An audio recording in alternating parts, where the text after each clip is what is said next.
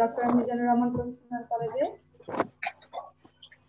আমরা আজকে ইউনিট 5 এবং 6 ইউনিট 5, 6, 7 তিনটেই পড়বো বলতে ইংরেজিতে যাবো না, আমি ইন ডিটেলসে যাব না, আমি শুধু আপনাদেরকে সংকেত, প্রশ্ন এবং পৃষ্ঠা, বইয়ের পৃষ্ঠা নাম্বারটা উল্লেখ করবো। তারপর যখন আমরা সময় পাবো তখন যদি নেক্সট আমাদের ক্লাস আরো বাড়ে তখন আমরা আপনাদেরকে মানে ইন ডিটেলস আমি এগুলো করিয়ে দিলাম। দেখেন আজকে আমাদের ওকে, থ্যাংক ইউ। আচ্ছা দেখেন, আজকে আমরা শুরু করব techniques of reference question and answer. আমরা ইউনিট 5 রেফারেন্স প্রশ্ন কাকে বলে আমরা আগেই পড়েছি, এটা রেফারেন্স প্রশ্ন কাকে বলে। তারপর আমরা একটু দেখে নিই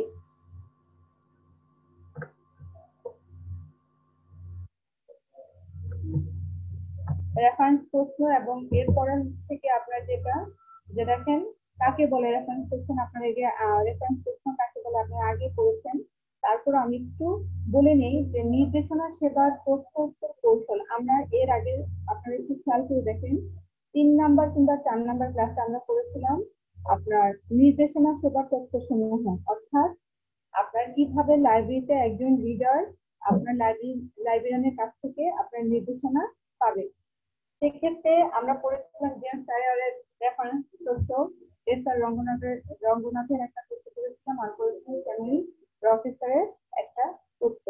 সেখানে আমরা পড়েছিলাম রেফারেন্স প্রশ্ন এবং রেফারেন্স লাইব্রেরিয়ানের দায়িত্ব, কর্তব্য, কাজ, এগুলো আমরা ডিটেলস করেছিলাম। আজকে আমরা আবার রেফারেন্স প্রশ্ন, আমাদের যেহেতু মানে অধ্যায়ের সাথে রিলেটেড, এই জন্য আমি আপনাদেরকে রেফারেন্স প্রশ্নটা আবার মেমোরাইজ করাচ্ছি। কি আছে দেখেন, গ্রন্থাগারের তথ্য ও ডকুমেন্ট সামান্য প্রকৃতির আকারে পাওয়ার জন্য ব্যবহারকারী অর্থাৎ ক্লায়েন্ট অর ইউজার অনুরূপ তথ্যকে সাধারণত রেফারেন্স প্রশ্ন বলা হয়। ব্যবহারিক ক্ষেত্রে বিভিন্ন ধরনের গ্রন্থাগারের জন্য রেফারেন্স প্রশ্নের জবাব দেওয়া কৌশল একই।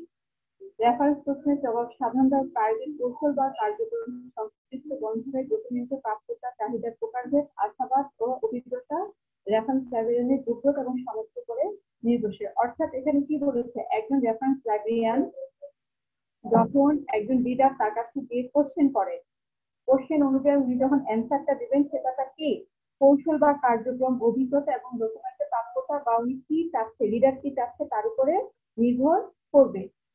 এখন আসেন আমরা মোটামুটি রেফারেন্স প্রশ্ন বলতে কি বুঝে, গ্রন্থাগারে তথ্য ও ডকুমেন্ট প্রামাণ্য প্রকৃতির আকারে পাওয়ার জন্য ব্যবহারকারীর অনুরোধ পত্রকে সাধারণত রেফারেন্স প্রশ্ন বলে।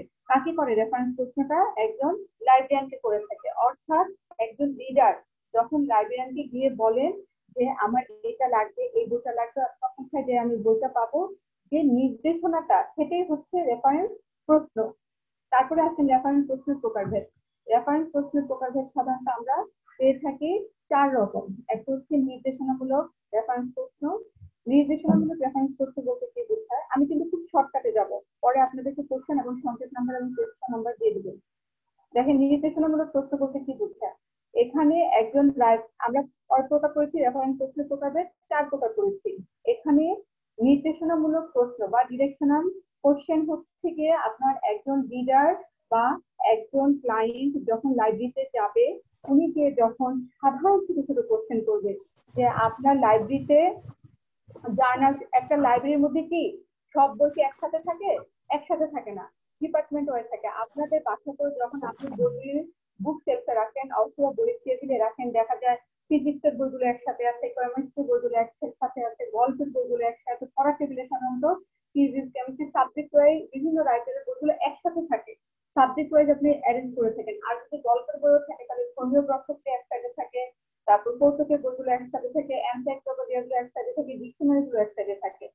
তাহলে আপনি একজন রিডার যখন গিয়ে জিজ্ঞেস করে একজন লাইব্রেরিয়ানকে যে আপনার জার্নাল সেকশনটা কোথায়, অথবা আপনার তথ্য বিজ্ঞানের বইগুলো কোথায়, ফিজিক্সের বইগুলো কোথায়, কেমিস্ট্রি বইগুলো কোথায়, এই যে প্রশ্নের উত্তরটা যখন একজন লাইব্রেরিয়ান দিয়ে থাকে সেটাকে আমরা নির্দেশনামূলক প্রশ্ন বলে থাকি। 2 নম্বরে কি আছে, ঘটনা সম্পর্কিত অর্থাৎ বা প্রস্তুতকৃত reference, fact or ready reference প্রশ্ন, রেফারেন্স কোশ্চেন। এখানে হচ্ছে গিয়ে ঘটনা সম্পর্কিত, যেমন ধরেন আপনাকে ছোট ছোট কোশ্চেন করবে, একজন রিডার লাইব্রেরিয়ানকে ছোট ছোট কোশ্চেন করবে। কোশ্চেনের ধরনটা কেমন আমি বলি, যেমন ধরেন ঢাকা ইউনিভার্সিটি একটা বিশাল বড় লাইব্রেরি, বুয়েটের লাইব্রেরি একটা বিশাল বড় লাইব্রেরি, এই লাইব্রেরিগুলো কি ধরনের আপনার অ্যাপ ইউজ করে, অথবা ন্যাশনাল লাইব্রেরিটা লাইব্রেরির নামটা কি, অথবা আপনার পাবলিক লাইব্রেরি কোথায় অবস্থিত, অথবা ধরেন বাংলাদেশের সবচেয়ে বড় গ্রন্থাগার কোনটি, বিশ্বের সবচেয়ে বড় গ্রন্থাগার কোনটি, ব্রিটিশ মিউজিয়ামের ডাটাবেজের নাম কি, ঢাকা ইউনিভার্সিটি কোন ডাটাবেজ ইউজ করে লাইব্রেরির ক্ষেত্রে। এই ধরনের ছোট ছোট কোশ্চেন গুলো যখন আপনাকে করা হবে, সেটার যে অ্যান্সারটা আপনি দেবেন সেটা হচ্ছে ঘটনা সম্পর্কিত প্রশ্ন। 3 নম্বরে হচ্ছে গিয়ে আপনার সুনির্দিষ্ট অনুসন্ধানমূলক প্রশ্ন। সুনির্দিষ্ট অনুসন্ধানমূলক প্রশ্ন একজন রিডার কখন করে থাকে, যখন সে কোনো বিষয় নিয়ে ছোটখাটো কোনো বিষয় সম্পর্কে জানতে চায় বা বিস্তারিত করতে চায়। যেমন ধরেন একজন রিডার লাইব্রেরিতে গিয়ে একটা লাইব্রেরিয়ানকে বললো যে আমি রবীন্দ্রনাথ অথবা নজরুল সম্পর্কে বিস্তারিত লিখবো, অথবা আমি বাংলাদেশের অর্থনীতি, বাংলাদেশের জনসংখ্যা, বাংলাদেশের প্রবৃদ্ধি, বাংলাদেশের জাতীয় আয়, এই সম্পর্কিত কিছু একটা গবেষণা পেপার বের করবো অথবা একটা প্রবন্ধ রচনা করবো, আমাকে এই ধরনের বইগুলো সম্পর্কে আপনি একটু হেল্প করেন। তো এই ধরনের এর সাথে রিলেটেড কি কি বই আছে অথবা কি কি বই আমি পেতে পারি, এই ধরনের কোশ্চেনগুলোকে আমরা সাধারণত সুনির্দিষ্ট অনুসন্ধানমূলক কোশ্চেন বা স্পেসিফিক সার্চ কোশ্চেন বলে থাকে। তারপর হচ্ছে দীর্ঘমেয়াদী অনুসন্ধানমূলক প্রশ্ন।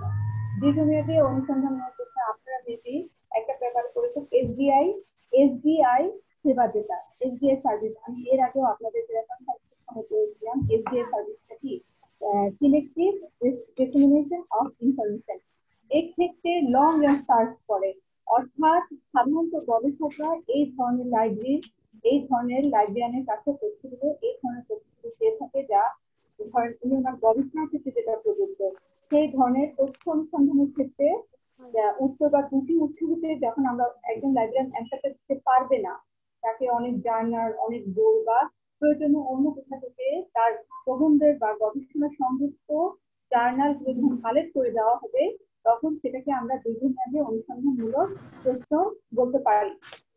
তাহলে দেখেন, এখন এই যে লাইব্রেরিয়ান এবং রিডারের মধ্যে এই যে আদান প্রদান, এই যে অ্যান্সার এবং কোশ্চেন অথবা কোশ্চেন এবং অ্যান্সার, এটাই কিন্তু আমাদের রেফারেন্স কোশ্চেন অ্যান্সার যে আমরা সেবার যে প্রত্যক্ষ কৌশল সেটা করেছি। তো রেফারেন্স প্রশ্নের সেবাদানের জন্য আমাদেরকে কতগুলো ধাপ আপনাকে অনুসরণ করতে হয়। সেক্ষেত্রে একজন অভিজ্ঞ লাইব্রেরিয়ান তার অভিজ্ঞতাই হচ্ছে মূল বিষয়, তার জ্ঞান এবং অভিজ্ঞতাই মূল বিষয়, কিন্তু তারপরেও উনি যে ধাপগুলো একজন রিডারের সাথে মেনটেন করে থাকেন, সেটা হচ্ছে গিয়ে আপনার বিভিন্ন পদক্ষেপ উনি গ্রহণ করছেন। সেগুলো হচ্ছে গিয়ে ধাপ ওয়াইজ একজন রিডার কিভাবে লাইব্রেরিতে আসবে এবং উনি কিভাবে কোশ্চেন এবং একজন লাইব্রেরিয়ান তার অভিজ্ঞতা দিয়ে, তার জ্ঞান দিয়ে একজন রিডারের ভিতর থেকে তার চাহিদা মাফিক তার বইগুলো বা তাকে সেবা প্রদান করবেন, সেটার একটা ধাপ দেওয়া আছে, যেটা আপনারা পেজ নাম্বার 150 পেয়ে থাকবেন। আপনারা একটু লিখে রাখেন। আমি জানি আমি সবাইকে প্রথমে বলেছি যে সবাইকে খাতা কলম এবং বই রাখার জন্য। এটা আপনারা পাবেন 150, 151 এবং 152 নম্বর পেজে। বিশাল বড় 13টা ধাপ দেওয়া আছে। হ্যাঁ বলেন। হ্যালো হ্যালো আচ্ছা, 13টা ধাপ দেওয়া আছে। এই ধাপগুলো আমি এখন আপনাদের ম্যাডাম, এটা কি হলো মিজান স্যারের বইতে পাবো? হ্যাঁ হ্যাঁ, আপনাদের পাঠ্যপুস্তকের নাম কি বলেন তো, কে করেছেন আমাদের কোশ্চেনটা, একটু নামটা বলেন। জি, মোহাম্মদ আশরাফ আলী। আচ্ছা, মোহাম্মদ আশরাফ আলী, আপনার পাঠ্যপুস্তকের নাম কি? আমি কোন সাবজেক্ট পড়ে আপনি জানেন তো? জি জি। কত বলেন তো, কোর্স নাম্বারটা বলেন তো। কোড নাম্বারটা হচ্ছে 812 605। আচ্ছা, থ্যাংক ইউ। আর বইয়ের নামটা বলেন তো। বইয়ের নাম হচ্ছে information research service, development service. Information source and reference service. জি। এটা মিজান স্যারের বইটা। আমি এর আগে আপনাদের বলেছি, ওর বইতেই পাঠ্যপুস্তক বলার মানেই হচ্ছে যে আমাদের যেটা আপনাদেরকে পাঠ্যপুস্তকটা প্রতিষ্ঠান থেকে একটা বই পাঠ্যপুস্তক করে দেয়। 151 পেজ আর হলো কত পেজ যেন বললেন? 150, 51 এবং 52। ও থ্যাংক ইউ। হ্যাঁ, পেজে আপনারা এটা পাবেন। আপনারা জাস্ট এখন লিখে নেন, এখন আপনারা বই খুলবেন না, বই খুললে কিন্তু আপনারা আর শুরু করতে পারবেন না। আমার হাতে সময় একদমই কম, আমি আজকে আপনাদের ফুল সিলেবাস দিয়ে দিব। আপনারা শুধু লিখে যান, আমি যা বলবো পেজ নাম্বারটা আপনারা শুধু লিখে যাবেন। তারপরে দেখেন আছে এই যে আপনার এটা যে আমরা প্রস্তুত যে কৌশলের একটা ধাপ বললাম, এখানে 13টা ধাপ আছে। এরপরে এই লাইব্রেরিতে আপনার যখন গ্রন্থাগারের নির্দেশনা বিভাগে বিভিন্ন পেশা, শ্রেণী, তারপর বিভিন্ন মান, মেধা, বয়সের লিডাররা এসে থাকে এবং সেই সাথে অনেক মেধাবী পাঠক এবং গবেষকও একটা লাইব্রেরিতে আসা যাওয়া করে। তো সেক্ষেত্রে প্রত্যেকেরই বিভিন্ন প্রশ্নের বিভিন্ন রকম থাকতে পারে। তো সেক্ষেত্রে আপনার প্রশ্নের বিষয়, প্রশ্নের প্রকৃতি বা ধরন এবং উত্তর উৎসমূহ একজন লাইব্রেরিয়ান মোটামুটি ধারণা করে থাকেন যে একজন লিডার কি ধরনের প্রশ্ন তাকে করতে পারেন। সেক্ষেত্রে তিনি পূর্ব প্রস্তুতি নিয়ে থাকেন, প্রথম থেকে তিনি পূর্ব প্রস্তুতি নিয়ে থাকেন। তারপরও একটা নির্দেশনা সেবার কৌশল আছে। একজন আপনার লাইব্রেরিয়ান, ওনার একটা নির্দেশনা কৌশল আছে, যে কৌশলটা আপনার পেজ নাম্বার 152 দেওয়া আছে, যেটা আপনার 152 পেজে দেওয়া আছে। দেখেন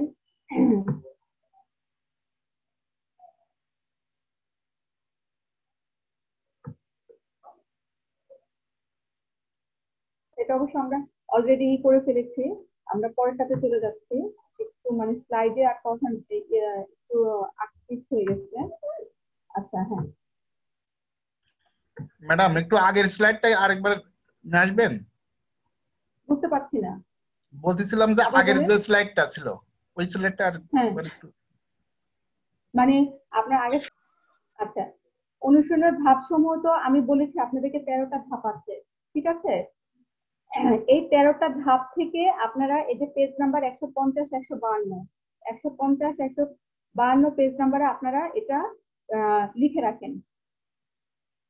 দেন আপনার লুই সোর্সের নির্দেশনা সেবা দেওয়ার কৌশল, এখানে আপনার যে কৌশলটা আছে এই কৌশলটা আপনারা বই থেকে দেখে নেবেন। এখানে আপনারা অর্থাৎ এই লুই সোর্সের যে নির্দেশনা সেবা দেওয়ার কৌশল, এখানে যেভাবে আপনারা রিডারকে সেবাটা দিবেন, আপনার রিডারের প্রশ্ন এবং আপনার ধরন এবং উত্তরের উৎস সমূহ আপনি সাধারণত একজন লাইব্রেরিয়ান একজন এক্সপিরিয়েন্স লাইব্রেরিয়ান হিসেবে রিডারকে আপনি বলতে থাকবেন যে যেমন ধরেন একজন লিডার এসে যখন আপনাকে কোশ্চেন করবে, একজন লিডার এসে আপনাকে কোশ্চেন করবে যে ভাষা ও ভাষা তত্ত্ব এগুলি কোথায় আছে, সেক্ষেত্রে আপনি অ্যান্সারটা হবে অভিধান। আপনি তারপরে হচ্ছে বিশ্বজনীন তথ্য উপাত্ত, একজন লিডার আপনাকে জিজ্ঞেস করলো যে বিশ্বজনীন তথ্য অথবা উপাত্তগুলি কোথা থেকে পাবো, পৃথিবীর সকল বিষয়বস্তু, ব্যক্তি, প্রতিষ্ঠান, সাহিত্য, বিজ্ঞান ইত্যাদি এটা অন্তর্ভুক্ত। তখন আপনাকে এটার অ্যান্সার দিতে হবে বিশ্বকোষ। তারপর যেমন শিক্ষা প্রতিষ্ঠান আছে, ব্যক্তি সম্প্রদায় আছে, গুরুত্বপূর্ণ স্থান আছে, প্রতিষ্ঠান সমূহ আছে, বিভিন্ন ধরনের এরকম বিভিন্ন ধরনের টপিক আছে যে বিষয়গুলো আপনাকে একজন লিডার এসে কোশ্চেন করতে পারে এবং একজন এক্সপিরিয়েন্স লাইব্রেরিয়ান কি করবে তার অভিজ্ঞতা এবং তার পূর্ব প্রস্তুতি থেকে এই অ্যান্সার গুলো উনি সরাসরি দিতে থাকবেন। ওকে, তো আপনারা এটা পাবেন আপনাদের পাঠ্যপুস্তকের 152, 153 এবং 154 নম্বর পেজ। 152, 153 এবং 154 নম্বর পেজ, ঠিক আছে। তো এখন দেখেন আমি মোটামুটি এই অধ্যায়টা থেকে ইউনিট 5 এর অধ্যায় থেকে যে দুটো কোশ্চেন আপনাদেরকে বলছি, এই দুটো কোশ্চেন আপনারা একটু লিখে নেন। এতক্ষণে আলোচনায় যে যে দুটো কোশ্চেন পাওয়া গেছে, কোশ্চেন দুটো একটু লিখে নেন, ঝটপট আপনারা একটু কোশ্চেন গুলো লিখে ফেলেন, তারপরে আমি পরের লেসনে চলে যাবো। রেফারেন্স প্রশ্ন বলতে কি বোঝায়? রেফারেন্স প্রশ্নোত্তরের অন্তর্গত ধাপসমূহ কি? একটি ফ্লো চার্টের মাধ্যমে তোমার উত্তরটি ব্যাখ্যা করো। দ্রুত আপনারা লিখে ফেলেন। তারপর আছে আরেকটা কোশ্চেন, আর এই কোশ্চেনটার অ্যান্সার তো আমি আপনাদের বলে দিয়েছি, কত কত পেজ নাম্বারে আছে, প্রথমে আমার আলোচনা বলে দিয়েছি। তারপরে নাম্বার 2, রেফারেন্স প্রশ্ন বলতে কি বোঝায়? নির্দেশনা সেবার তথ্যসমূহ উল্লেখপূর্বক লুই সোর্সের নির্দেশনা প্রশ্নের উত্তর দানের কৌশল আলোচনা করো। What do you mean by reference question? Mention the theory of reference service with its special technique of law, use source, question, model with a flowchart.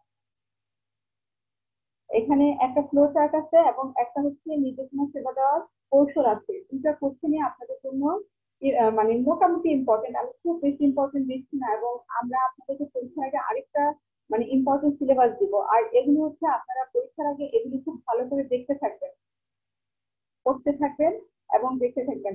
R Luis হল সম্পর্কে আমি একটু বলে নিই।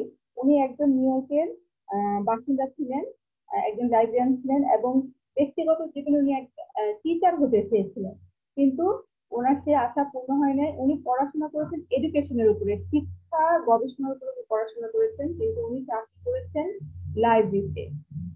তো পরবর্তীতে উনি এই ক্ষেত্রে নিজেকে আপনার প্রতিষ্ঠিত করেছেন এবং একজন স্বনামধন্য লাইব্রেরিয়ান হিসেবে সারা বিশ্বে ওনার নাম এখনো নেওয়া হয়, এবং উনি যে এই প্রস্তুতকারীতে কৌশল, রেফারেন্স করছে, এগুলির ক্ষেত্রে ওনার যথেষ্ট পরিমাণ অবদান রয়েছে।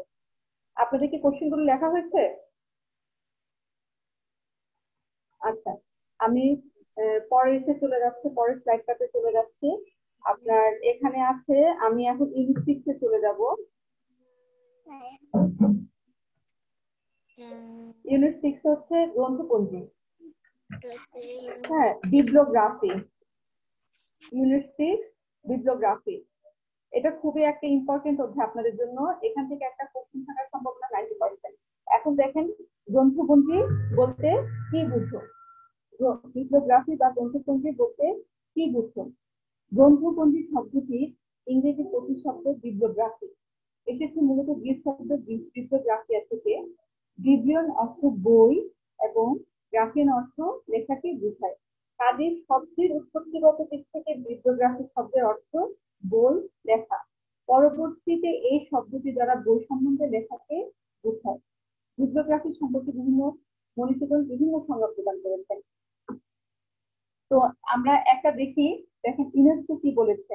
ইউনেস্কো বলেছে লিখিত বা প্রকাশিত বিবরণী সমূহ নিয়মতান্ত্রিক ভাবে প্রকাশিত বর্ণনাক্রমিক তালিকায় হচ্ছে বিবলিওগ্রাফি। তারপর আরেকটা যেটা আমরা খুব ভালো করে জানি, দা অক্সফোর্ড ইংলিশ ডিকশনারিতে লেখা আছে, গ্রন্থপঞ্জি হলো কোন সুনির্দিষ্ট লেখক, প্রকাশক, মুদ্রাকর অথবা দেশ অথবা বিশেষ ধারণার উপর প্রকাশিত বইয়ের তালিকা। তাহলে দেখেন, আরো দুই একটা সংজ্ঞা আছে, যেমন বিবলিওগ্রাফি বিষয়টা বোঝা আসলে অনেক কঠিন। অনেকে এটার সাথে ক্যাটালগ বা আপনার ক্যাটালগের সাথে আপনার গরমিল করে ফেলে, বইয়ের তালিকার সাথে গরমিল করে ফেলে। অ্যাকচুয়ালি বিবলিওগ্রাফি হচ্ছে গিয়ে একদম শর্টকাট একটা আপনাদের সংজ্ঞা আমি বলছি। Bibliography is a scientific system of listing, অর্থাৎ তালিকা করার বিজ্ঞানসম্মত নিয়মটাই হচ্ছে বিবলিওগ্রাফি। তারপর দেখেন এখানে কি আছে, everything which is a part of the book considered as a book is the concern of bibliography. অর্থাৎ বিবলিওগ্রাফি হচ্ছে আপনার সায়েন্টিফিক উপায়ে বইয়ের তালিকা। আমি তো একটু আগে আপনাদেরকে বলেছি যে everything which is a part of the book, মানে একটা বইয়ের প্রত্যেকটা অংশ যখন তালিকায় সম্পৃক্ত করা হয় তখন তাকে বিবলিওগ্রাফি বলা হয়। আপনারা এই অধ্যায়টা খুব ভালো করে রিডিং করবেন। তাহলে দেখেন, আমরা বিবলিওগ্রাফি বলতে কি বুঝি? বিভিন্ন গ্রন্থাগার, তথ্যবিজ্ঞানীর সংগ্রহ, মতামত করে আমরা বলতে পারি গ্রন্থপঞ্জি হলো এমন একটি বিজ্ঞানসম্মত সুসংহত তালিকা যা বই, পাণ্ডুলিপি, অনলাইন প্রকাশনা সমূহকে এর মধ্যে অন্তর্ভুক্ত করে। সংক্ষিপ্তভাবে গ্রন্থপঞ্জিকে বইয়ের পরিচয় সম্পর্কে অথবা সংক্ষিপ্ত বিবরণী বলা যেতে পারে। অন্য কথায় গ্রন্থপঞ্জি হলো প্রকাশিত ও প্রকাশিত বই, পত্রিকা, প্রবন্ধের একটি নিয়মতান্ত্রিক সুসজ্জিত তালিকা। ঠিক আছে, এখন দেখেন গ্রন্থপঞ্জি আমরা জানলাম, গ্রন্থপঞ্জি বলতে কি বুঝি। এর একটা সূত্র, আপনার গ্রন্থপঞ্জির উৎপত্তি ও ক্রমবিকাশের একটা ইতিহাস রয়েছে, যে ইতিহাসটা আপনারা বই থেকে একটু রিডিং করে নেবেন। আমরা যদি ভবিষ্যতে নেক্সট ভিডিওতে আমরা সময় পাই, আমি আপনাদেরকে এই উৎপত্তি আর ক্রমবিকাশের এটা আপনাদের মানে ডিটেলসে জানাবো। এখন দেখেন গ্রন্থপঞ্জির লক্ষ্য উদ্দেশ্য। গ্রন্থপঞ্জির একটা লক্ষ্য উদ্দেশ্য আছে, যেটা পেজ নাম্বার 165 দেওয়া আছে। পেজ নাম্বার 165, আমি আবার বলছি, গ্রন্থপঞ্জির লক্ষ্য উদ্দেশ্য দেওয়া আছে পেজ নাম্বার 165-এ। তো লক্ষ্যটা কি? মেইন লক্ষ্যটা হচ্ছে গ্রন্থ, ডকুমেন্ট বা কোনো প্রবন্ধের প্রকাশিত জ্ঞান সম্পর্কে অনুসন্ধানকারীকে সন্ধান দেওয়াই হচ্ছে গ্রন্থপঞ্জির প্রধান উদ্দেশ্য। অর্থাৎ একজন গবেষক গ্রন্থপঞ্জির মাধ্যমে তার গবেষণা কাজের অগ্রগতি সম্পর্কে জানতে পারেন কাজটাকে দ্বিতীয়বার করতে হয় না। অর্থাৎ আপনার এখানে হচ্ছে যে গ্রন্থপঞ্জি কেন আপনার ইম্পর্টেন্ট আমি বলছি। গ্রন্থপঞ্জির প্রতিটি এন্ট্রিতে সেই গ্রন্থের পূর্ণ পরিচয় থাকে। গ্রন্থপঞ্জির যে কোনো উদ্দেশ্য ব্যবহৃত হওয়ার জন্য এক শ্রেণীর এন্ট্রিগুলোকে একত্রে বিন্যস্ত করা হয়। তারপর একজন গ্রন্থাগারে যাবতীয় রচিত গ্রন্থাবলী সাধারণত একসাথে তালিকাবদ্ধ করা হয়ে থাকে।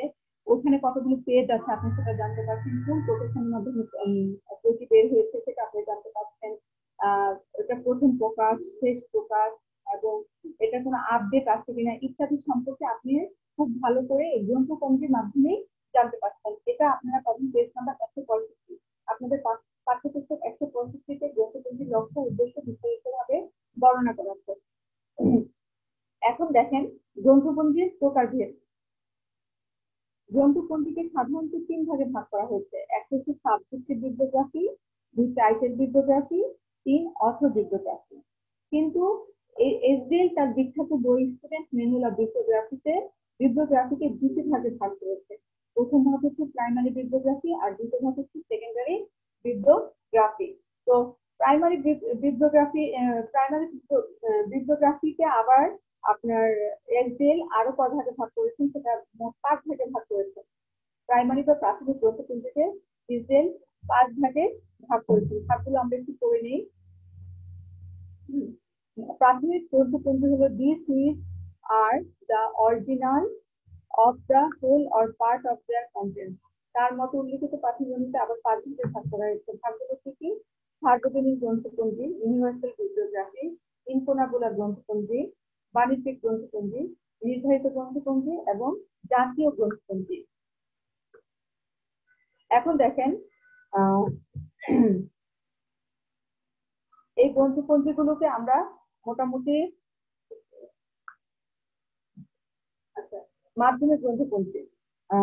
তার আগে আমরা একটু ব্যাখ্যাতে যাই, সামান্য একটু ব্যাখ্যা আমি শর্টকাট করে আপনাদেরকে ব্যাখ্যা দিয়ে দিচ্ছি। সার্বজনীন গ্রন্থপঞ্জি বলতে কি বুঝবো? বিশ্বের যে কোনো স্থানে, যে কোনো সময়, যে কোনো ভাষায় লেখা যে কোনো বিষয়ের উপর প্রকাশিত এবং অপ্রকাশিত সাহিত্য কর্মের তালিকাকে ইউনিভার্সাল বিবলিওগ্রাফি বলে। অর্থাৎ সারা বিশ্ব এখানে সংযুক্ত। যে কোনো ধরনের সাহিত্য, প্রকাশিত গ্রন্থ, জার্নাল, আপনার সবকিছুই এই সার্বজনীন গ্রন্থপঞ্জির অন্তর্ভুক্ত। তারপরে আছে ইনকোনাবুলা। ইনকোনাবুলা হচ্ছে কি আপনার 1501 সালের মতান্তরে 1801 সালের, অনেকে বলে যে 1501 সালের আগে যে প্রকাশিত বইগুলো আছে সেগুলোকে ইনকোনাবুলা গ্রন্থপঞ্জি বলা হয়। বাট এখন বলা হচ্ছে যে 1801 সালের আগে যে গ্রন্থপঞ্জিগুলি আছে সেগুলোকে আপনার ইনকোনাবুলা গ্রন্থপঞ্জি বলা হয়ে থাকে। অর্থাৎ আপনার ঐতিহ্য অনেক, এটাকে ঐতিহাসিক গ্রন্থবিদ্যা বা গ্রন্থবিদ্যা বলেও অনেকে আপনার মনে করে থাকেন। কারণ আপনার 1801 সালে যত ধরনের ইনফরমেশন, গ্রন্থ, তথ্য সম্পর্কিত আছে এগুলো সব আপনি এই 1801 সালের গ্রন্থগুলো গ্রন্থপঞ্জিতে পাবেন। তাতে হচ্ছে বাণিজ্যিক গ্রন্থপঞ্জি। কোনো একটি নির্দিষ্ট দেশের ব্যবসায়িক প্রতিষ্ঠান, যেমন আপনার পুস্তক বিক্রেতা আছে, পুস্তক পরিবেশক আছে, প্রকাশক আছে, মুদ্রকর আছে, ব্যবসার প্রয়োজনে সাধারণত তারা যে তালিকাটা প্রকাশ করে থাকে সেটি হচ্ছে বাণিজ্যিক গ্রন্থপঞ্জি। আমি জানি যে আপনারা অনেকেই পড়াশোনা খুব মনোযোগী এবং পড়াশোনা করতে পছন্দ করেন। তারা সাধারণত অনেক ক্ষেত্রে দেখা যায় যে আপনারা বই মেলায় যান, বই মেলায় যারা যারা যান তারা একটা জিনিস খেয়াল করে দেখবেন যে সেখানে সাধারণত দেখা যায় যে আপনি একটা লাইব্রেরিতে ঢোকার সাথে সাথে আপনাকে একটা ছোট্ট পাতলা বই দিয়ে দিচ্ছে। সেখানে দেখা যায় যে বিভিন্ন ধরনের বইয়ের একটা লিস্ট দেওয়া আছে। যেমন ধরেন আপনি সময় প্রকাশনী আছে, তারপর হচ্ছে আপনার প্রগতি প্রকাশনী আছে, তারপর হচ্ছে আপনার আগামী প্রকাশনী আছে, গ্লোব প্রকাশনী আছে। এরা সাধারণত তাদের প্রকাশনা থেকে যে বইগুলো বের হয়ে থাকে সেই বইগুলোর একটা লিস্ট করে থাকে। এটা সম্পূর্ণ তাদের বাণিজ্যিক উদ্দেশ্যে করা। অর্থাৎ তারা এই জিনিসটা করে থাকে একজন রিডারের টাইম বাঁচানোর জন্য, একজন রিডারের সময় বাঁচানোর জন্য। যখন একজন রিডার বই কিনতে যায়, যেমন ধরেন আপনি অমর একুশে বইমেলার কথা ধরেন, আপনি যখন বই কিনতে যান এত সাজানো বইগুলো আপনার কাছে বই থেকে বের করা সম্ভব না, অথবা আপনি কোনো সময় অনেক সময় নির্দিষ্ট কোনো চিন্তা নিয়ে যান না যে আমি এই বইটা কিনবো। আমরা ম্যাক্সিমাম ক্ষেত্রে হয়তো চিন্তা করে যাই যে আমি আজকে বইগুলো থেকে এই বইগুলো কিনবো, অথবা আমি বইকে সিলেক্ট করে এই বই কিনবো। তো তখন দেখা যায় যে বাণিজ্যিক উদ্দেশ্যে যে প্রকাশনাগুলি আপনাকে একটা নিশ্চিত হয়ে দেবে, আপনি ওখান থেকে বই সিলেক্ট করবেন এবং এটাই হচ্ছে বাণিজ্যিক বিজ্ঞাপন। যে বইয়ের তালিকাটা আপনাকে দিচ্ছে সেটা হচ্ছে বাণিজ্যিক বিবলিওগ্রাফি। তারপর হচ্ছে নির্ধারিত গ্রন্থপঞ্জি। যথোপযুক্ত মূল্যায়নের মাধ্যমে যখন প্রকাশনা সমূহের তালিকা তৈরি করা হয় তখন তাকে নির্ধারিত গ্রন্থপঞ্জি বলা হয়। আর যেটা সিলেক্টিভ, অর্থাৎ আপনার একটা বিষয়কে নির্দিষ্ট করে গ্রন্থের মধ্যে সীমাবদ্ধ রেখে যেই বিবলিওগ্রাফিটা তৈরি করা হয় সেটা হচ্ছে নির্ধারিত গ্রন্থপঞ্জি। তারপরে হচ্ছে জাতীয় গ্রন্থপঞ্জি। জাতীয় গ্রন্থপঞ্জি কি? একটা দেশের আপনার যত সৃষ্টিশীল কর্ম আছে, অর্থাৎ আপনার লেখা, জার্নাল, প্রকাশনা, ম্যাগাজিন, অডিও, ভিডিও সব কিছুর যেই রচিত গ্রন্থগুলির যে পূর্ণ পরিচয় জাতীয় লাইব্রেরি করে থাকে সেটা হচ্ছে একটা জাতীয় গ্রন্থপঞ্জি বলে, যে তালিকাটা করে থাকে। অর্থাৎ সম্পূর্ণ আপনারা হয়তো খুব ভালো করে জানেন যে লাইব্রেরি কোটার ভিতরে আপনারা করেছেন যে জাতীয় লাইব্রেরি যেটা ন্যাশনাল লাইব্রেরি, যেটা যে প্রত্যেক লেখক, প্রত্যেক প্রকাশক তাদের বইয়ের দুটি করে কপি ন্যাশনাল লাইব্রেরিতে পাবলিশ করা তাদের জন্য কম্পালসারি। সেক্ষেত্রে এই যে এই ন্যাশনাল লাইব্রেরি তারা যে গ্রন্থপঞ্জিটা প্রণয়ন করে সেটা আর আপনার প্রাথমিক গ্রন্থপঞ্জির আন্ডারে পড়ে। অর্থাৎ একটা দেশের কৃষ্টি, মনন এবং সংস্কৃতির সবকিছু আমরা জাতীয় গ্রন্থপঞ্জির মাধ্যমে মোটামুটি একটা ধারণা পেতে পারি। তারপরে আসেন দ্বিতীয়ত হচ্ছে মাধ্যমিক গ্রন্থপঞ্জি। মাধ্যমিক গ্রন্থপঞ্জি মাধ্যমিক গ্রন্থপঞ্জিতে কি কি আছে দেখেন, লেখক গ্রন্থপঞ্জি আছে, বিষয় গ্রন্থপঞ্জি আছে, ব্যক্তিগত গ্রন্থপঞ্জি আছে এবং গ্রন্থপঞ্জি আছে। আপনারা হয়তো এতক্ষণ বুঝতে পেরেছেন যে গ্রন্থপঞ্জি কাকে বলে, আপনারা হয়তো বুঝতে পেরেছেন। তো দেখেন লেখক গ্রন্থপঞ্জি কি, আমরা কিন্তু নামই বুঝতে পারছি লেখক, অর্থাৎ লেখকের যে তালিকাটা, লেখকের যে তালিকায় লেখক গ্রন্থপঞ্জি বলতে কোনো নির্দিষ্ট লেখকের লিখিত সমস্ত রচনাবলীকে বোঝায়। আমি আবার বলছি, লেখক গ্রন্থপঞ্জি বলতে কোনো নির্দিষ্ট লেখকের লিখিত সমস্ত রচনাবলীর তালিকাকে বোঝায়। যেমন ধরেন doctor M Mizanur Rahman sir, উনি আপনার এই তথ্য বিজ্ঞানের যে বইগুলো লিখেছে, যত বইগুলি লিখেছে তার যদি আমরা একটা তালিকা তৈরি করি, তা ওনার সমস্ত বইয়ের তালিকা যদি আমরা করে থাকি তাহলে সেটা হবে লেখক গ্রন্থপঞ্জি। আর বিষয় গ্রন্থপঞ্জি আমরা তখনই বুঝবো যখন আপনার একটা নির্দিষ্ট বিষয়ের উপর, যেমন অর্থনীতি বিষয়ের উপরে বিভিন্ন রাইটাররা বই লিখেছেন, ডক্টর আনিসুর রহমান লিখেছেন, মানে মনোজ চক্রবর্তী লিখেছেন, তারপর আরো কে আছে বিভিন্ন এরিস্টটল, অনেক লেখকই অনেকগুলো বই লিখেছেন। তো একটা বিষয়কে কেন্দ্র করে যত রাইটার বইগুলোকে বিশেষ করে যতগুলি বই লিখেছেন তাকে হচ্ছে বিষয় গ্রন্থপঞ্জি বা সাবজেক্ট বিবলিওগ্রাফি বলা হয়। তার হচ্ছে আপনার ব্যক্তিগত গ্রন্থপঞ্জি, কোনো একজন ব্যক্তির যাবতীয় ব্যক্তিগত প্রকাশনার তালিকাকে ব্যক্তিগত গ্রন্থপঞ্জি বলা হয়। এটা হচ্ছে ব্যক্তি ভিত্তিক গ্রন্থগুলির প্রত্যেক ব্যক্তির কৃষ্ট জাতির জীবনে তার অবদানও লিপিবদ্ধ করে থাকে। তারপরে আছে গ্রন্থপঞ্জি। অর্থাৎ এটা হচ্ছে একটা দেশে যত গ্রন্থপঞ্জি, আপনার যে লাইব্রেরি, একটা দেশে যত গ্রন্থপঞ্জি আছে, যে বিষয়গুলোর উপর যে গ্রন্থপঞ্জি আছে তার একটা গ্রন্থপঞ্জি আছে, অর্থাৎ তারও একটা তালিকা আছে। আমি যখন দেখছি যে আমার কাছে কি কি গ্রন্থপঞ্জি আছে, ধরেন আমি একটা উদাহরণ দিয়ে বলি, যেমন ধরেন আপনার তথ্য বিজ্ঞানের উপরে আপনার আমাদের দেশে স্বনামধন্য অনেক লেখক আছে, ওনাদের বিভিন্ন বই আছে, এই বইগুলি আলাদা আলাদা করে লেখক গ্রন্থপঞ্জি আছে। আবার এই লেখক গ্রন্থপঞ্জির যে আরেকটা গ্রন্থপঞ্জি আছে, আমি ওই গ্রন্থপঞ্জি ধরে দেখবো যে আমার এই গ্রন্থপঞ্জিতে কোন কোন লেখকের নাম লেখা আছে, সেই গ্রন্থপঞ্জি ধরে আমি লেখক গ্রন্থপঞ্জিতে যাবো এবং লেখক গ্রন্থপঞ্জি ধরে আপনাকে আমি সাজেস্ট করবো যে হ্যাঁ ওনার এই বইগুলো আমার কাছে আছে।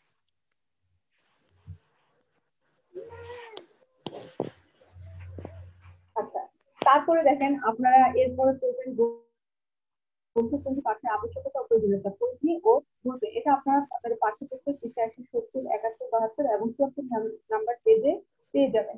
আপনারা একটু লিখে নেন, স্ক্রিন থেকে আপনারা একটু লিখে নেন।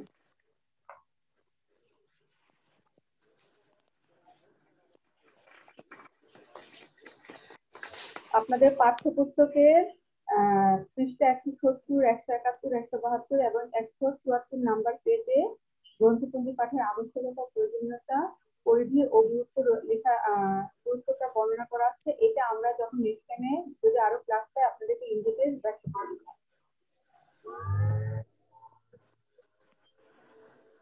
এখন আসেন গ্রন্থপঞ্জি সংকলনের বিভিন্ন ধাপ।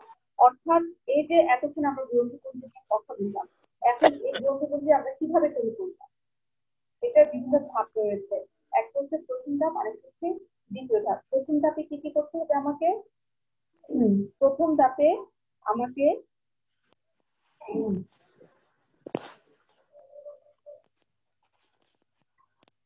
পরিকল্পনা করতে হবে, বিষয়ের সংজ্ঞা দিতে হবে, বিষয় পরিধি দেখতে হবে এবং উৎস দেখতে হবে। এই জিনিসগুলো ইন ডিটেলস দেখে আমি গ্রন্থপঞ্জি প্রথম ধাপে সংকলন করবো। প্রথম পদক্ষেপে আমাকে কি করতে হবে? আমি যে গ্রন্থপঞ্জিটা তৈরি করবো, যে পরিকল্পনা করবো, সবার আগে আমাকে একটা পরিকল্পনা তৈরি করতে হবে। পরিকল্পনা ছাড়া কোনো কাজে আমি কোনো গ্রন্থপঞ্জি রেডি করতে পারবো না। আর একজন ভিডিওগ্রাফার তার তৈরি কৌশল, গ্রন্থপঞ্জির মূল নীতি এবং বিষয়গুলো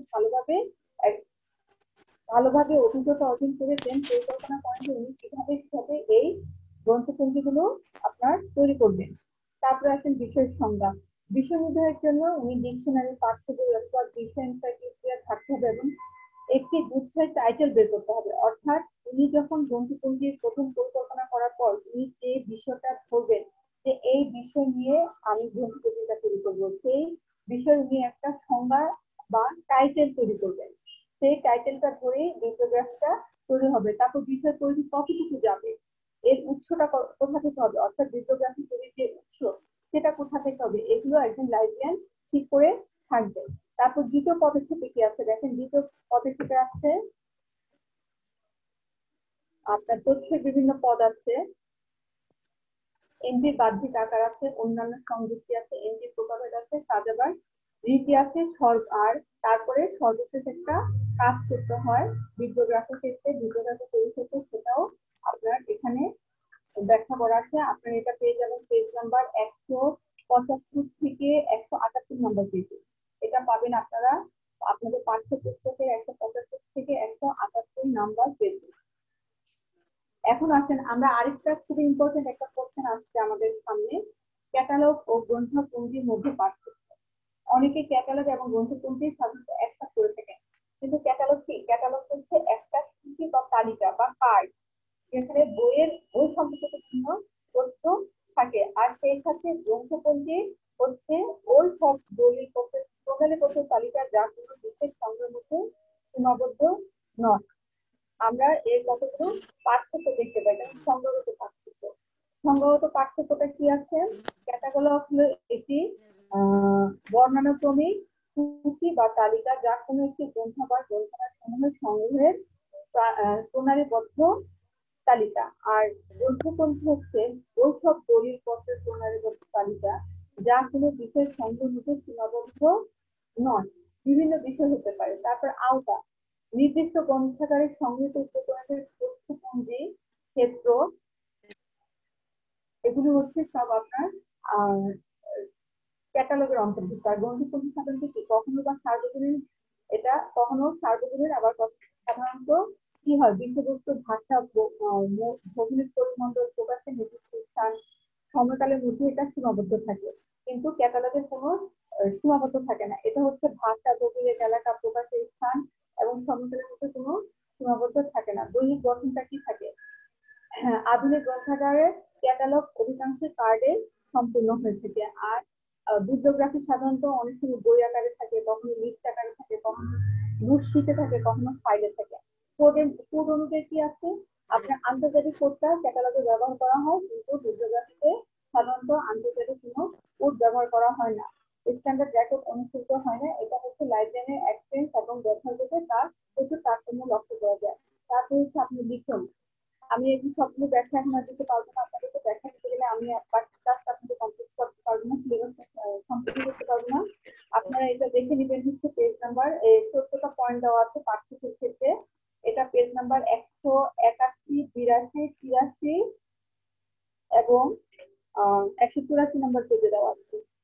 এটা 181 থেকে 184 পেজ। আপনাদের পাঠ্যপুস্তক 181 থেকে 184 নাম্বার পেজ পর্যন্ত এটা পাঠ্যপুস্তকে দেওয়া আছে এবং এটা খুবই একটা ইম্পর্টেন্ট কোশ্চেন। আপনারা এই কোশ্চেনটা অবশ্যই ভালোভাবে পড়বেন।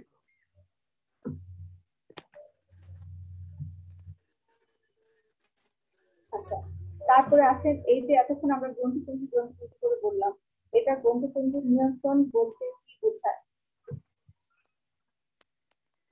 দেখেন, নিয়ন্ত্রণটা একটু খেয়াল করেন।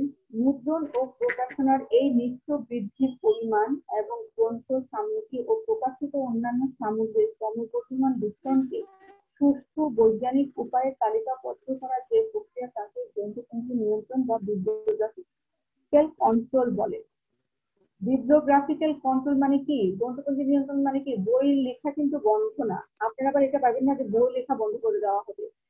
গ্রন্থপঞ্জি নিয়ন্ত্রণ হচ্ছে বর্তমানে সারা বিশ্বে প্রচুর পরিমাণ বই প্রকাশিত হচ্ছে। শুধু সারা বিশ্বে কেন, আপনি আমাদের দেশের কথাই দেখেন, প্রতিনিয়ত আমরা প্রচুর বই পাচ্ছি, বিভিন্ন জার্নাল পাচ্ছি, বিভিন্ন প্রকাশনা পাচ্ছি, বিভিন্ন ছোট ছোট বই কি বলে তালিকা পাচ্ছি। এই যে এগুলোকে আপনার একটা নিয়ন্ত্রণের মধ্যে রাখা মানে হচ্ছে এগুলোকে আপনার তালিকাবদ্ধ করা, অর্থাৎ গ্রন্থপঞ্জি নিয়ন্ত্রণ নম্বর হচ্ছে এই গ্রন্থগুলিকে তালিকাবদ্ধ করা। দেখেন এখানে কি লেখা আছে, bibliographical control is the development and maintenance of system of educate recording of all forms of material published and unpublished, printed, audio, visual, or otherwise which add to the sum of human knowledge and information. দেখেন এখানে কথাটা কি আছে, published, unpublished, printed, audiovisual, or otherwise which add to the sum of human knowledge and information. অর্থাৎ আমাদের যত publish বই আছে, আনপাবলিশ বই আছে, অডিও আছে, ভিডিও আছে, সব তালিকাবদ্ধ করাই হচ্ছে বিব্লিওগ্রাফিক্যাল কন্ট্রোল। কারণ আপনার হচ্ছে কে কখন আপনার কাছ থেকে কি চাইবে আপনি তো জানেন না। একজন লিডারের মানসিক চাহিদা আপনি বুঝতে পারবেন না। আপনি তার সাথে কথা বলে বলে হয়তো তার কাছ থেকে আপনি এক্সপেরিয়েন্স একজন লাইব্রেরিয়ান হিসেবে তার ভিতর থেকে সবগুলো কথা যখন বের করে নিয়ে আসবেন, সে যখন আপনার কাছে কোনো ডিমান্ড দিবে তখন আপনার সেই ডিমান্ড দেখে আপনি তাকে তার চাহিদা মেটাবেন। তো এই বিব্লিওগ্রাফিক কন্ট্রোলটা হচ্ছে তারই একটি উপায়, যেটা আমার যা যত কিছু প্রকাশিত হচ্ছে সব যেন তালিকাবদ্ধ করা হয়ে থাকে। তারপর দেখেন, এখন আজ থেকে গ্রন্থপঞ্জি, আমরা তো ওটা গ্রন্থপঞ্জি নিয়ন্ত্রণ করতে কি বোঝায়, আপনারা অনেক সময় আমরা গত বছরের কোশ্চেনে দেখেছি যে টিকা এসেছে। সেক্ষেত্রে দেখা যাবে যে হয়তো ছোট করে আপনাদের এটা টিকা দিয়ে দিতে পারে যে গ্রন্থপঞ্জি নিয়ন্ত্রণ বলতে কি বুঝো বা বিব্লিওগ্রাফিক কন্ট্রোল বলতে কি বুঝো। এই বিব্লিওগ্রাফিক কন্ট্রোলের কারণ আছে, উদ্দেশ্য আছে এবং বিভিন্ন উপায় আছে, উত্তরণের বিভিন্ন উপায় আছে। এটা আপনার পাঠ্যপুস্তক 186 থেকে 190 নাম্বার পেজের মধ্যে পেয়ে যাবেন। 186 থেকে 190 নাম্বার পেজের মধ্যে এগুলো পেয়ে থাকবেন। আপনারা একটু লিখে নেন এটা, গ্রন্থপঞ্জি নিয়ন্ত্রণের কারণ, উদ্দেশ্য, বিভিন্ন উপায়, পাঠ্যপুস্তক 186 থেকে 190। আচ্ছা, এখন শুধু আমি বলে যাবো, আমি আর ডিটেলস একটা যাচ্ছি না। আর্টিস্টিক মিনিং হচ্ছে, তারপরে দেখেন গ্রন্থপঞ্জি মূল্যায়ন।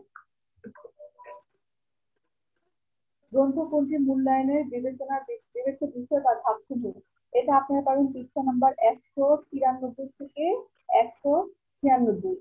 পৃষ্ঠা নাম্বার 193 থেকে 196 পাবেন গ্রন্থপঞ্জি মূল্যায়নের বিভিন্ন বিষয় সমূহ বা ধাপ সমূহ। আপনারা একটু দ্রুত লিখে নেন, 193 থেকে 196 পৃষ্ঠা পাবেন। এখানে সাধারণত কর্তৃপক্ষ থাকে, আওতা বা প্লিজ আপনারা সাউন্ড করবেন না। এই হচ্ছে এই আমরা ইউনিট 5 এবং ইউনিট 6 এর মোটামুটি এগুলো হচ্ছে আমাদের জন্য ইম্পর্টেন্ট। এবার আমি ইউনিট 7 এ চলে যাব। ইউনিট 7 এ আমাদের কি কি আছে দেখেন। আচ্ছা, তার আগে ইউনিট 5 থেকে আমরা কোশ্চেনগুলো নিয়ে নিই। ইউনিট 5 এবং 6 মিলে আমরা যে কোশ্চেনগুলো পাবো, একটু কাইন্ডলি কষ্ট করে মানে তাড়াতাড়ি করে কোশ্চেনগুলো লিখে তারপর আমি ইউনিট 7 এর সিলেবাসটা আপনাদেরকে দিয়ে দেব। ইউনিট 5 এবং 6 এর যে কোশ্চেন একটু লিখেন, গ্রন্থপঞ্জি কি? গ্রন্থপল্লীর লক্ষ্য ও কার্যাবলী ব্যাখ্যা করো। গ্রন্থপল্লীর প্রকারভেদ বর্ণনা করো। What is bibliography? Explain aims and function of bibliography. Describe the types of bibliography. একটু দ্রুত লিখেন। নাম্বার 2, গ্রন্থপল্লী কি? গ্রন্থপল্লীর পরিচয় বর্ণনা করো। বিভাগ গ্রন্থাগার গ্রন্থ কিভাবে স্বতন্ত্র তা আলোচনা করো। What is bibliography? Describe the scope and importance of bibliography. Discuss how it differs from library catalog. আমি কিন্তু আপনাদের এটা বলেছি বিbliography এবং ক্যাটালগের পার্থক্য একটু ভালো করে পড়ার জন্য। আচ্ছা, তারপর হচ্ছে গ্রন্থপল্লীর সংকলন, প্রস্তুতকরণ ও তৈরি নির্মাণ কৌশল বর্ণনা করে। Describe the mechanism of compiling, arranging and preparing bibliography. Number 4, explain the concept of bibliographic control. Discuss the importance of discuss the importance of important elements of bibliographical control. Or অথবা what is bibliographical control? Discuss the important elements of bibliographical control. অর্থাৎ গ্রন্থপল্লী নিয়ন্ত্রণ কি? গ্রন্থপল্লী নিয়ন্ত্রণের গুরুত্বপূর্ণ নিয়মসমূহ আলোচনা করো।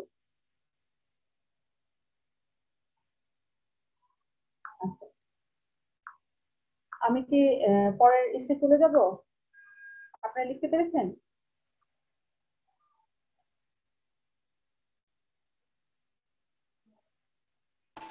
জি ma'am, লিখেছি ম্যাম।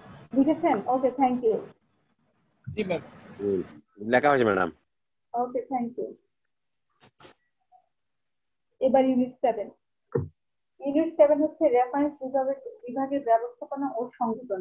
এখান থেকে সবসময় একটা কোশ্চেন থাকে, ঠিক আছে? রেফারেন্স বিভাগ সংগঠন বলতে আমরা কি বুঝি? গ্রন্থাগারের যে বিভাগ, সংক্ষিপ্তভাবে আপনাদের বলে যাচ্ছি, গ্রন্থাগারের যে বিভাগ পাঠ্যের নির্দেশনা, সামগ্রী সরবরাহ এবং তথ্য বিষয়বস্তু তাকে নির্দেশনা বিভাগ বলা হয়।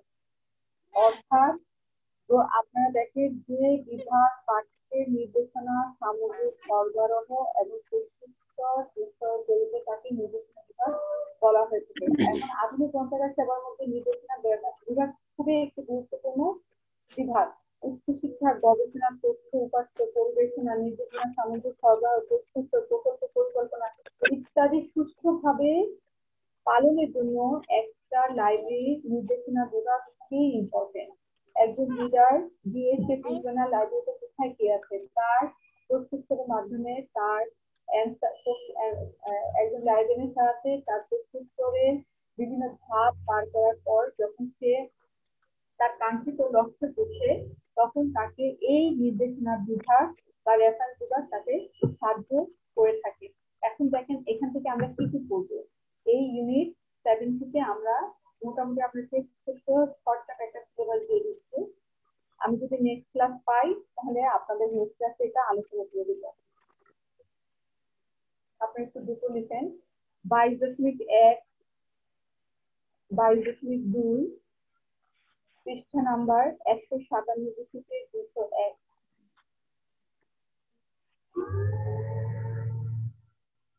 22.1, 22.2, পৃষ্ঠা নাম্বার 197 থেকে 201। এখানে কি কি আছে দেখেন, রেফারেন্স বিভাগ সংগঠন ও কার্যাবলী। এটা কিন্তু একটা ইম্পর্টেন্ট কোশ্চেন। এই যে 197 থেকে 201 নম্বর পেজে যে এটা আছে নির্দেশনা বিভাগ সংগঠন ও কার্যাবলী, এটা কিন্তু আপনাদের পরীক্ষার জন্য খুব ইম্পর্টেন্ট। আপনারা একটু ভালো করে দেখবেন এখানে কি করতে হয়। আপনার এই বিভাগ সংগঠনের জন্য রেফারেন্স পক্ষ নির্বাচন করতে হবে, রেফারেন্স কর্মী নির্বাচন করতে হবে, রেফারেন্স সেবা সংগঠন নির্বাচন করতে হবে, রেফারেন্স সেবা নির্ধারণ করতে হবে, রেফারেন্স উপকরণ নির্বাচন করতে হবে, রেফারেন্স কার্যক্রম সংগঠন এবং রেফারেন্স সেবার মূল্যায়ন করতে হবে। আপনারা এই পেজগুলো ভালো করে দেখবেন। আমি নেক্সট ক্লাসে আপনাদের এটা বিস্তারিত ব্যাখ্যা করে দেবো, তার আগে আপনারা একটু করে নেবেন। তারপর দ্বিতীয় পরিচ্ছেদে কি আছে দেখেন, দ্বিতীয় পরিচ্ছেদে আছে গ্রন্থাগার ও তথ্যকেন্দ্রের কার্যাবলী। আপনারা এতদিনে আপনাদের যেহেতু ফার্স্ট সেমিস্টার মোটামুটি শেষ হয়ে গেছে, আপনারা নিশ্চয়ই এতদিনে লাইব্রেরি কাকে বলে বুঝতে পেরেছেন। এবং এইটা আমি জানি যে আপনাদের সবার একদম মুখস্থ কন্টেস্ট এবং মুখস্থ হয়ে যাওয়ার কথা।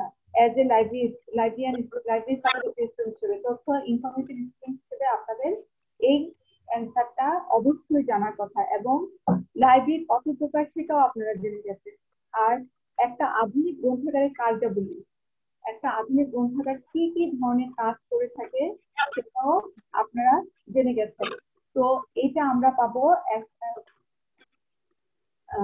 পেজ নাম্বার 1, 23.1, 23.2, 23.8 এই পয়েন্টগুলো আমরা পড়ব হচ্ছে কি আপনার পৃষ্ঠা নাম্বার 203, 204, 207 থেকে 211।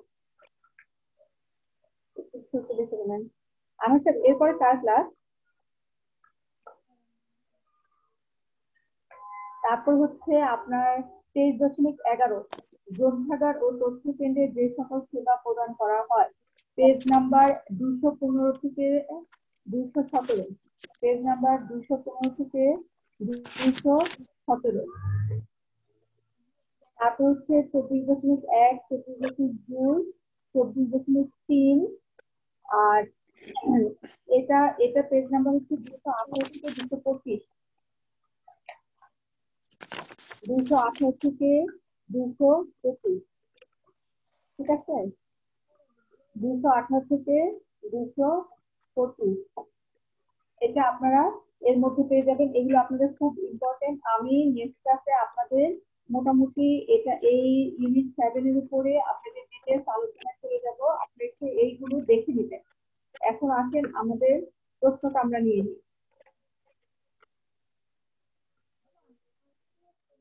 আমি ইউনিট 7 থেকে দুটো কোশ্চেন সিলেক্ট করেছি। এই কোশ্চেনগুলো হচ্ছে রেফারেন্স সেবা বলতে কি বোঝায়, একটি গ্রন্থাগারে একটি রেফারেন্স বিবেচনা বিভাগ সংগঠিত করতে তুমি কি ব্যবস্থা গ্রহণ করবে, যৌক্তিক সহকারে আলোচনা করো। What do you mean by reference service? What steps are needed to form a reference section in your library? একটু লিখে নেন।